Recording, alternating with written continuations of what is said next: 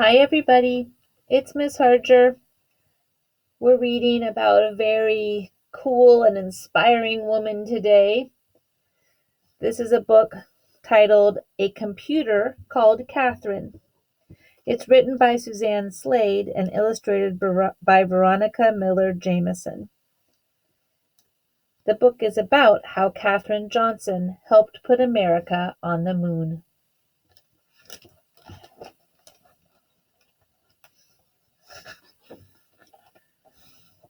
How Katherine Johnson helped put America on the moon.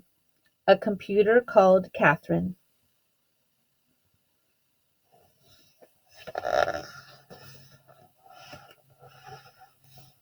Everywhere she went, Katherine counted.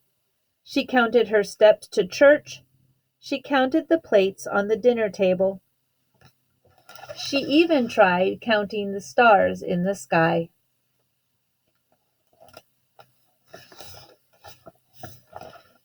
Most important of all, Katherine counted the days until she could start school. Finally, at age 5, she followed her brother, hundreds of steps, to the 2-room schoolhouse. An excellent student, Katherine devoured thick books and added numbers at the speed of light. So the teacher decided she would skip first grade and start in second. But Katherine was such a fast learner, she later skipped 5th grade too. And before you could say mathematician magician, she was a grade ahead of her older brother.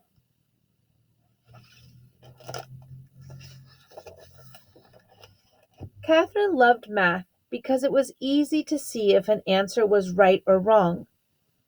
Meanwhile, most everyone in town was arguing about right and wrong.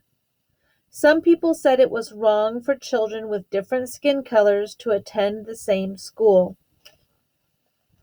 Others said it wasn't right for women to work at the same jobs as men.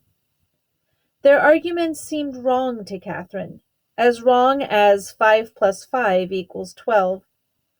She believed everyone should be treated the same. So she kept working hard in school and dreamed of a future when all people would have equal rights.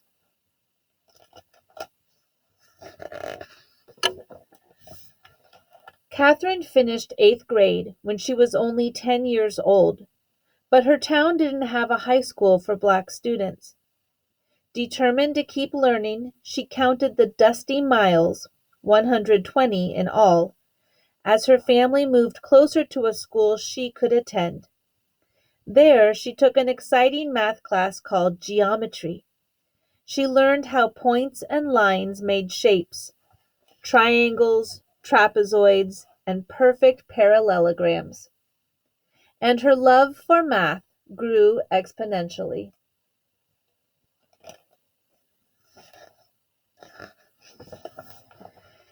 At 15, Katherine started college.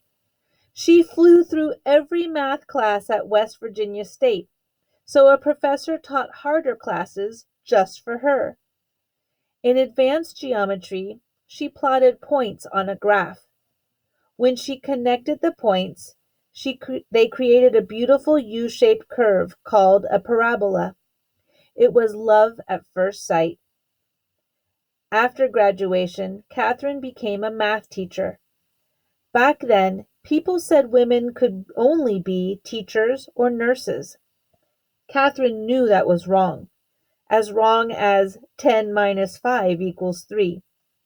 She believed women could be anything, scientists, lawyers, or mathematicians. So she set out to prove it.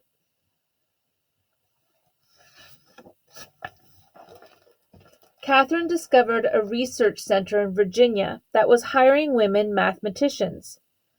They were called computers because they made calculations that helped the men engineers design airplanes and flight plans. To Katherine, it added up to the perfect job. All day long, she punched buttons on a calculator just like the other women. She solved long math equations just like the other women. She wrote answers on a huge data sheet, just like the other women. But Katherine wasn't like the other women. She asked questions, lots of questions. What were her calculations used for? Why were they important? How did her answers help design airplanes and flights? The men engineers noticed the woman who asked intelligent questions and how quickly she solved difficult math problems. So they asked Katherine to join their space team. Its mission? Send America's first astronaut into space. Katherine said yes. Then she discovered that women weren't allowed to attend the group's meetings. She knew this was wrong as 5 times 5 equals 20. So she asked if she could go. Women don't ever go to those, the engineers replied. Is there a law against it? Katherine asked. No. So Katherine showed up at the next meeting, ready to work. Astounded by her geometry skills, the team asked her to calculate when America's first space flight should blast off. Katherine agreed. But first, she asked questions like, where should the rocket splash down? How high should it fly? When should it land? With that information, Katherine carefully computed the rocket's flight path, a beautiful U-shaped curve. Next, she worked backward to figure out the time it should blast off. Then she began counting the days until launch. On May 5th, 1961, Alan Shepard blasted off. Following Katherine's flight path, he soared into the silvery sky. 15 minutes later, he splashed down in the Atlantic Ocean, right on schedule, and right on target.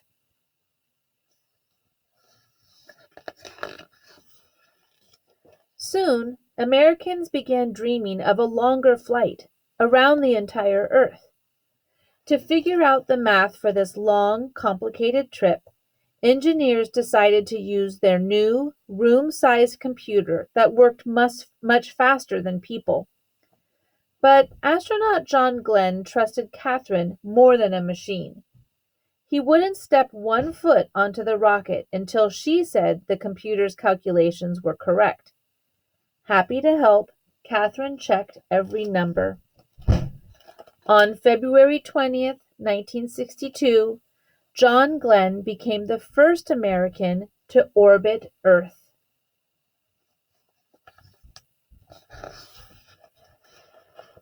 Then, people began wondering if an astronaut could travel all the way to the moon.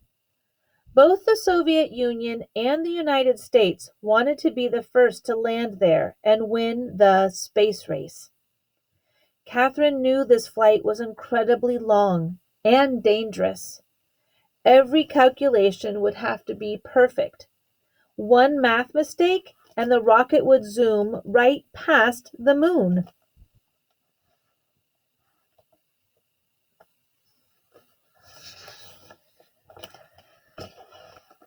As NASA's computer hummed and computed a flight path to the moon and back, Katherine went to work too, double-checking the machine's calculations. But this was the most complicated geometry problem she'd ever seen. One of the points, the spacecraft, was flying incredibly fast. Her target, the moon, was constantly circling Earth while spinning. Some people thought the problem was too difficult to solve, but Katherine knew that was wrong as 25 divided by 5 equals 4. She calculated and computed. She plotted and planned. She created a bold, brave path all the way to the moon and back.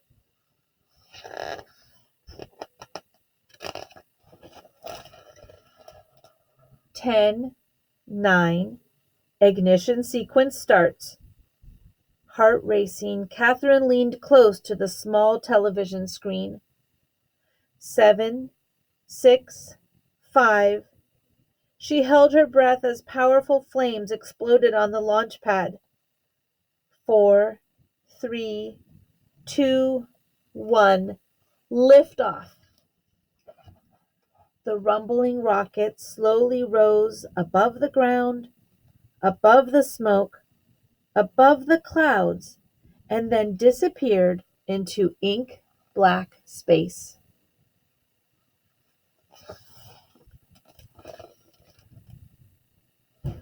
Four days later, as Neil Armstrong took his first steps on the moon, Katherine smiled and began to count.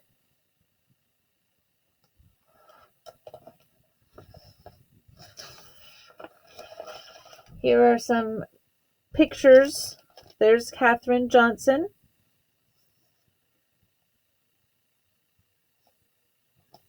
This is the flight path for Alan Shepard's first American space flight. This is a NASA report co-authored by Katherine. Apollo's proposed flight path to land on the moon and return to Earth.